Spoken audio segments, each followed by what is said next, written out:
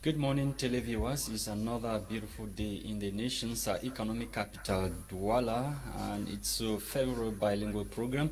The Brief, the program where we get to dig several layers beneath the striking headlines that took the attention of the newspapers, took keen interest in Cameroon. On today's edition of the program, the newspapers are focusing on the recent arrest of an individual, a Kondenge prisoner, who is being accused of using the name of the Director of Civil Cabinet at the Presidency of the Republic of Cameroon to dupe diplomatic missions, African head of states, and international non-governmental organizations, as you will be discovering in the minutes ahead. Let's now find out what the English or the French newspapers have for their readers this morning with Audrey Saxa. Bonjour Audrey. Good morning Lasha Kingsley. Bonjour à vous fidèles téléspectateurs, et une fois de plus, plusieurs sujets meublent la presse francophone ce matin, et on va tout de suite, en tout cas vous allez découvrir ça lors de la première partie de cette émission. Au Lamida de Garoua, Issa Hayatou joue et perd, c'est ce que écrit Mutation par lequel nous débutons l'exercice de ce matin. Et selon le journal, l'ancien président de la CAF a été largement dévancé par Ibrahim El Al-Rachidini dans cette élection qui a eu lieu le 10 mai. Donc c'était hier. Il a été élu à 7 voix sur 12 votants. Retour sur le portrait du nouveau Lamido, âgé de 39 ans, en page 5 de Mutation. Poursuivons avec le journal de feu Puissendjawe, le messager, qui parle de la task force Covid-19 au moment où le sujet engendre des passions sur la scène publique et nous fait savoir, ou en tout cas nous fait parcourir des précédentes initiatives allant dans le même sens, mises en place par le président de la République, des premiers ministres Philemon Yang à Joseph John Gouté, en passant par les ministres Bidung et Manaouda. Tous observent en spectateur docile comment Ngongo se sucre dans le gré à gré. En tout cas, c'est ce qu'on peut lire dans le journal de feu Puissendjawe.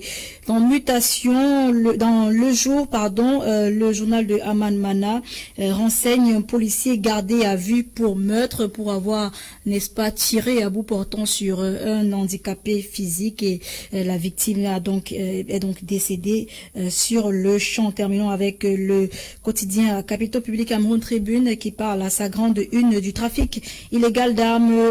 Notre confrère indique ce matin que la vente d'armes dans les réseaux informels et non-respect des procédures et de la loi par les armureries viennent d'amener le gouvernement à prendre des mesures pour mettre un terme à ces activités qui menacent la paix sur l'ensemble du territoire national.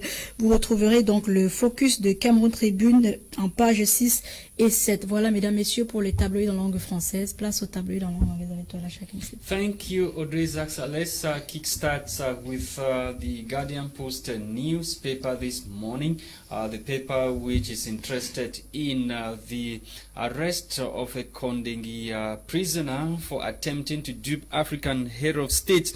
According to the paper, the suspect is alleged to have been using the name of the director of the civil cabinet at the presidency of the Republic of Cameroon to also extort diplomatic missions, international organizations, and business men. Let's continue with the Guardian Post newspaper to talk about pressure that is mounting on the government of Cameroon. According to the paper, we are told that the AZF party pressures government to prop use of COVID-19 funds in the country. According to the paper, government has once again been placed on a hot seat over the management of COVID-19 pandemic funds, which has been rocking the country and the world for over a year now. The Social Democratic Front Party, the AZF, is the latest on the list of political parties and institutions calling for transparency over the use of the said funds amounting to billions of francs CFA during a National Executive Committee meeting over the weekend in Yaoundé. Ni John Frundi led party said it was essential for those in power to be held accountable over the funds disbursed for the fight against the coronavirus pandemic in the country. Let's talk about the election of the Lamido of Garoua. We are talking about Army Captain, who is now the new Lamido of Garoua. He was elected yesterday, and the election was supervised by the Senior Divisional Officer for Benue Division in that part of the country. Let's leave the Guardian Post newspaper. The Eden this morning is interested in Sweda Board meeting which held in Yaoundé, rather in Buea recently, and Sweda Board Lots Management for Efficiency and Innovation. We stay with the Eden newspaper to talk about the CPDM Coupe Mwanenguba section, which according to the paper is boiling. Section president accused of diversifying and hacking a party for personal interest. You can get more details of that story only in this edition of the newspaper. Let's talk about Minad boss Paul Atanganji, who has tightened news on sale of automatic weapons in the country. A meeting was held in Yaoundé last week with stakeholders. We're talking about arms dealers in the country, and Paul Atanganji cautioned them to respect regulations in force or laws that is governing the sector of selling and dealing in arms in the country. We now take you to the Herald Tribune newspaper. We are ending with the Herald Tribune newspaper, which revisit the scene of what happened in Kumbu, chief town of the Bui Division, northwest region of Cameroon, over the weekend at Bishop Nko's 40th anniversary. The paper says separatist fighters attack worshippers in God's house. As you can see on your screen, that was during the 40th anniversary of Bishop Nko.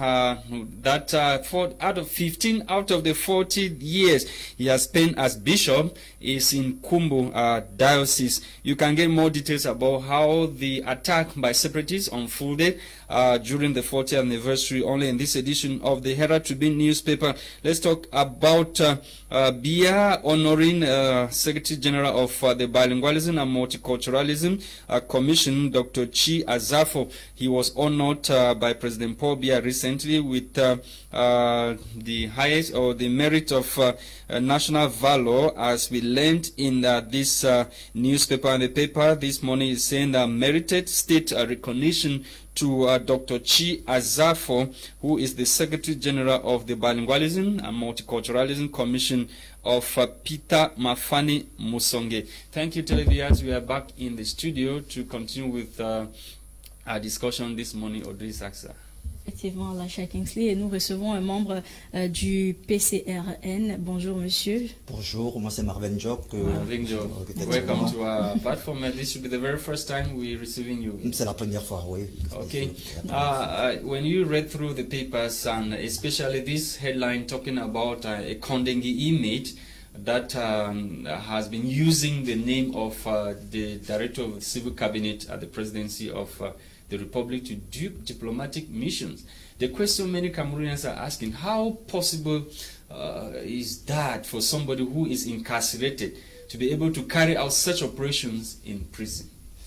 Il faut reconnaître que notre pays est souvent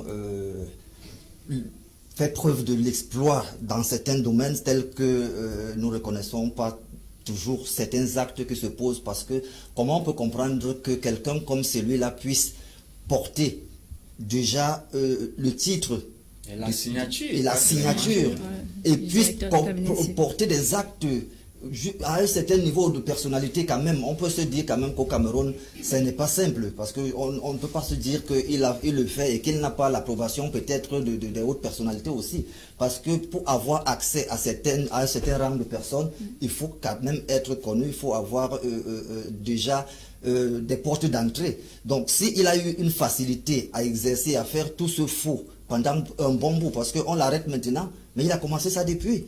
Donc, the question is that he is in prison. He's in prison. He's carrying out those operations from the Kondengis maximum security prison. Effectivement, je voulais terminer par là pour dire qu'il a commencé depuis maintenant. Comment est-ce qu'il fait pour qu'il sorte de Kondengui pour aller porter ces genres d'actes? Mais ça veut dire que c'est la complicité déjà avec tous les gens qui sont dans la prison de Kondengui qui permettent sûrement, ils traitent avec toute l'administration pénitentiaire pour pouvoir sortir déjà pour faire ce genre de choses. At the moment that the national security got hold of him, over close to 200 million francs CFA were about to be wired into his account by an international non-governmental organization based in the United States of America. So you can imagine he has account, has legal documents, and that money was about to be wired into his account. How do we explain this kind of thing? C'est vrai que c'est difficile à expliquer parce qu'on ne puisse pas comprendre comment de tels documents ou alors des actes et beaucoup pensent par ce genre de personnes. Beaucoup pensent qu'il aurait agi avec la complicité de beaucoup de. C'est évident, ça ne peut pas s'expliquer autrement, sauf par magie qu'il a pu avoir tout ça par je ne sais pas quelle magie. Donc quelque part, il faut peut-être, comme on l'a arrêté, les enquêtes vont sûrement, même comme on sait que dans notre pays, les enquêtes n'aboutissent jamais, mais en principe, on doit... Non, mais à plusieurs exemples, nous avons plusieurs cas où les enquêtes, on nous a toujours annoncé des enquêtes et qu'on n'a jamais les résultats de ces enquêtes. Parce qu'un cas comme celui-là, effectivement, il faut qu'on puisse démontrer que il a fait cela seul. C'est que nous pensons que c'est impossible. Au Cameroun, les enquêtes se poursuivent toujours. Et ça ne se termine jamais. C'est ça qu'il faut déplorer parce qu'on devrait, en principe, mettre à nu toute cette... parce qu'il est difficile de croire qu'il exerce seul et que ces documents puissent se retrouver entre ses mains, je ne sais pas de quelle manière. Et si vous avez vu la personne, c'est même un handicapé. Donc quelqu'un qui n'est pas très apte à pouvoir dérober peut-être ou alors on va dire qu'il est les handicapés sont parfois forts, hein. They are very, very très malins souvent. C'est vrai, mais il faut reconnaître que ces gens de personnes ont sûrement l'appui de quelqu'un qui les fait passer ces genres de documents et autres. On ne peut pas dire qu'il a quand même, ou il est entré par une fenêtre ou par une porte, il n'a pas brisé une porte pour avoir tout ça. Donc il faut que les enquêtes puissent mettre en nu tous ces entrefaits pour qu'on puisse connaître exactement comment est-ce qu'il a fait pour être en possession de tout ça. Mr. Njok, I'm tempted to ask you this question this morning because yesterday when I got the news, I myself I was like wondering since when did we start electing Lamidos and traditional rulers? The new army, the captain in the army was elected yesterday. During an election that was supervised by the senior divisional officer for Benue Division. I'm talking about the Lamido of Garwa who was elected yesterday. Is it how it happens? Things happen when it comes to, choosing or naming a Lamido when... C'est vrai que je suis un peu très mal placé pour apporter un jugement sur le nouveau Lamido, c'est un Lamido. Voilà, de Garoua. Parce que j'ai suivi tout de même quand même qu'il y a eu une élection, et pas les moindres, il était en élection avec Issa Ayatou, qui est quand même une personnalité mondialement reconnue, et que si ce capitaine a été choisi automatiquement, ça veut dire que sa communauté le reconnaît. Ça veut dire que vous savez quand même... But the question is that, is it the way it's supposed to be done? That's the question I'm asking. Et effectivement, je comprends. Je voulais juste dire, je voulais passer par là pour dire when do we start electing traditional rulers? I don't know how it happens in the north. Je ne sais pas si c'est le cas, si c'est comme ça que ça se passe ou non. Je ne puisse vraiment pas donner une réponse claire parce que je ne suis pas de cette zone, je ne sais vraiment pas comment ça se passe là-bas. Nous avons tous suivi simplement l'actualité et nous savons que les élections, en principe, personnellement, je ne savais pas que pour avoir un Lamido, on passe par une élection comme celui-là. Je ne le savais vraiment pas, oui. Et je me disais que c'était probablement par, comment je peux dire, héréditaire de père en fils. Mais j'ai suivi l'élection, je me suis dit, mais depuis quand est-ce qu'il y a des élections pour choisir celui qui va porter à la tête d'une communauté? Je ne sais pas comment ça fait pour en arriver là, je ne sais vraiment pas. Pour une dynastie qui existe depuis 1810. Effectivement, c'est ça que je dis, j'ai pas compris. The question many people ask, is Issa Hayatou and the army captain, do they have anything to do with the Lamidat of Garoua? That's a question many people want to know, if they have some kind of. Mais je pense qu'il faut d'abord qu'on comprenne comment est-ce qu'ils font pour arriver aux élections. Quand si on comprend pourquoi est-ce qu'on arrive aux élections, automatiquement on peut se dire, au risque de ne pas nous tromper, qu'il y a peut-être, j'allais dire, une main visible derrière déjà cette chefferie, parce que on tend aujourd'hui à dire que nos chefferies sont déjà politisées. Je ne sais pas si c'est le cas à Garoua déjà, dans la région, ou les régions du nord-ouest, non, dans la région du nord-ouest. Oui, au nord-ouest, je sais que là-bas, je sais que là-bas, c'est resté quand même toujours traditionnel et autres, mais comment comprendre donc quand des actes comme ça arrivent et que on puisse vraiment pas avoir une compréhension facile. Pour nous qui ne sommes pas de la zone, je vous le dis clairement, moi j'ai pas compris pourquoi est-ce qu'ils sont arrivés. Il faut que quelqu'un de la zone là vienne nous expliquer. Peut-être que c'est lui qui puisse vraiment nous expliquer. And our plateau is open. Anybody who wants to come and explain to Cameroonians how a Lamido is supposed to be chosen from that part of the country, you are welcome on our platform or to our platform to explain to Cameroonians. Because many Cameroonians, they don't know what is actually happening. They don't understand. Monsieur Njok, la décision du gouvernement, n'est-ce pas, a cessé, arrêter les ventes d'armes automatiques au Cameroun, en tout cas sur l'étendue du territoire camerounais. Pour l'instant, votre décision, votre avis, pardon. En principe, je pense que la décision est bonne dans la mesure où nous savons les ravages que causent aujourd'hui les détenteurs de ces armes, surtout qu'ils sont dans l'illégalité. La majorité, c'est les trafiquants, c'est les bandits de grands chemins qu'on retrouve avec des armes et autres. Mais je pense que on devait régulariser ce secteur depuis, afin qu'on ne puisse pas en arriver là. Aujourd'hui, lorsqu'on prend donc la décision, je ne sais pas quelle sera sa portée, parce qu'on va sûrement fermer les instituts qui vendent légalement ces armes, mais pourtant on a déjà cours à un marché noir de vente des armes de cette catégorie qui est aujourd'hui interdite. Donc il reste à savoir si cette mesure va porter, parce que nous subissons aujourd'hui dans nos sociétés des agressions avec des armes automatiques et partout, dans la guerre qui se passe aujourd'hui, même chez nos frères du sud ou du nord-ouest, ces gars qui attaquent les populations autres ont des armes, ils sont lourdement armés, même comme si c'était une armée. Donc le problème n'est pas seulement d'interdire la vente, il faut qu'on puisse trouver déjà tous les réseaux de fourniture de ces armes. Si on peut stopper les réseaux, parce que There are cases that when these Amazonians they have been raided, their camps have been raided, we find weapons that are registered, right? Weapons that are supposed to be used by Cameroonian military. And the question many Cameroonians are asking, how did these guys get to, having those ammunitions with them? Because we know most of those ammunitions, they cannot have that, the power to be able to buy them.